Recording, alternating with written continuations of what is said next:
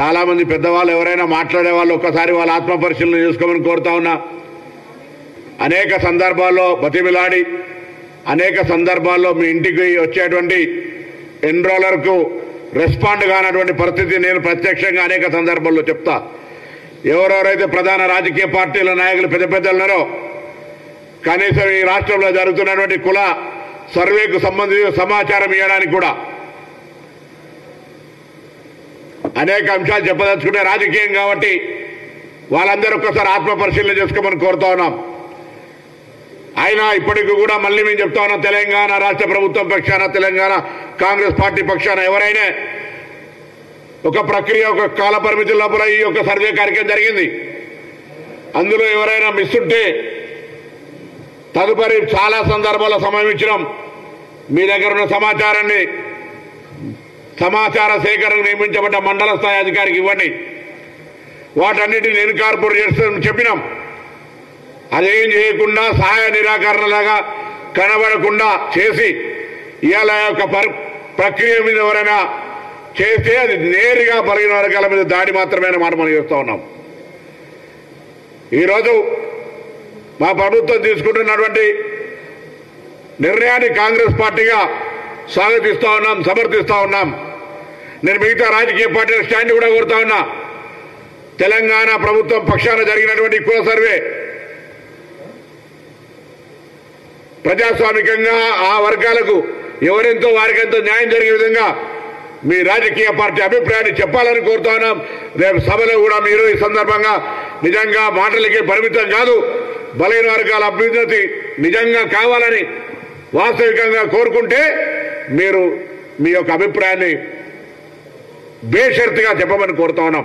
ఒక బలహీన వర్గాల నాయకుడిగా మాటలకే పరిమితమై ఎదుటివారిని విమర్శించడానికి ఉపయోగించుకొని అధికారంలో ఉన్నప్పుడు న్యాయం చేయక రాజకీయ పార్టీగా ఇప్పుడు కూడా మీ దాంట్లో ఉన్నటువంటి వాటికి న్యాయం చేయక మాట్లాడితే ఎవరు చూస్తూ ఊరుకోవడానికి లేరు.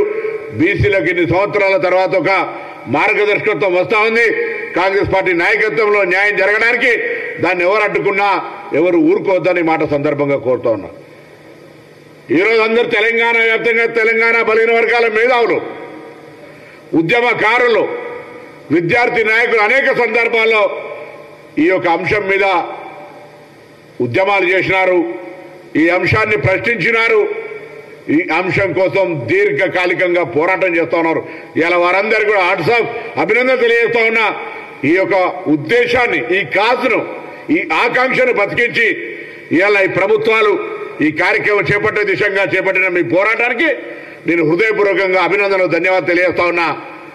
ఇదే కంటిన్యూషన్గా భవిష్యత్తులో పూర్తిగా మన చివరి అభ్యర్థి దాకా, చివరి వ్యక్తి దాకా ప్రభుత్వ ఫలితాలు అందేదాకా కూడా మన కార్యాచరణ కొనసాగాలని కూడా కోరుతా ఉన్నా. ఇయ్యలేదో ఆ రాజకీయ పార్టీ ఈ రాజకీయ పార్టీని కాదు, వాస్తవంగా చిత్తశుద్ధిగా కాంగ్రెస్ పార్టీ బలహీన వర్గాలకు ఏ విధంగా అయితే న్యాయం చేయాలనే సంకల్పంతో ఉందో ఆ సంకల్పం క్షేత్రస్థాయికి పోవడానికి ఎవరైనా అడ్డం పడే శక్తులుంటే వారిని ఎదుర్కొని వారికి ధీటుగా మీరంతా కూడా కార్యనిర్వాహక క్షేత్రంలో ఈ కార్యక్రమం క్షేత్రస్థాయి దాకా పోవడానికి సహకరించాలని కోరుతా ఉన్నాం.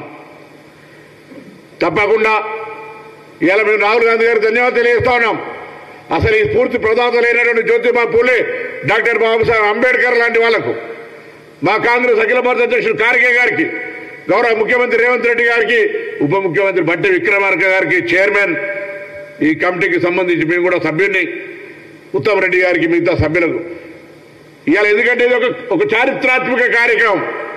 నేను చెప్పిన నేను ఒక ఉద్యమకారుడిగా ఈరోజు ప్రభుత్వంలో సంబంధిత శాఖ మంత్రిగా చరిత్రలో నిలిచిపోయే విధంగా ఈరోజు ఈ యొక్క సమాచార సేకరణ ప్రక్రియ శాసనసభలో తీర్మానం ప్రవేశపెట్టి దాన్ని మళ్ళీ అదే శాసనసభ ముందు నిర్ణయం నుంచి నివేదిక దాకా ఈ ప్రక్రియను తీసుకుపోయే దాని లోపల భాగస్వామిని అయినందుకు చాలా సంతోషంగా కూడా ఉన్నా.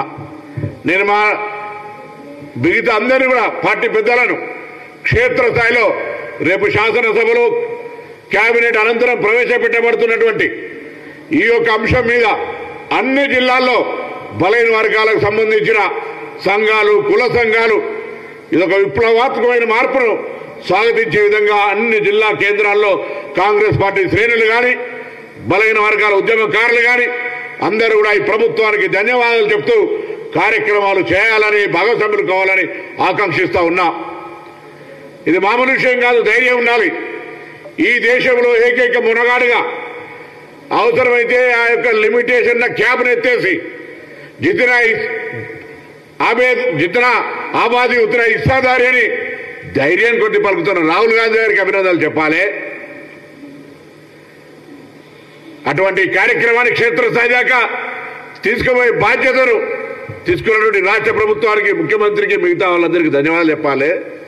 కాబట్టి దయచేసి ప్రతి ఒక్కరు కూడా ఈ అంశాన్ని అట్టిగానే ఏదో ఇలా ఒక రోజు చారిత్రాత్మక నిర్ణయం కావటాన్ని వదిలిపెట్టేది లేదు. ఇవ్వాలటి నుంచి ప్రారంభమైన ఈ కార్యక్రమం చివరి అట్టడుగు వర్గంలో ఉన్న వ్యక్తికి న్యాయము లాభం చేకూరేదాకా మన యొక్క కార్యాచరణ కొనసాగాలని ఆకాంక్షిస్తా ఉన్నా. ఇలా మరొకసారి హృదయపూర్వకంగా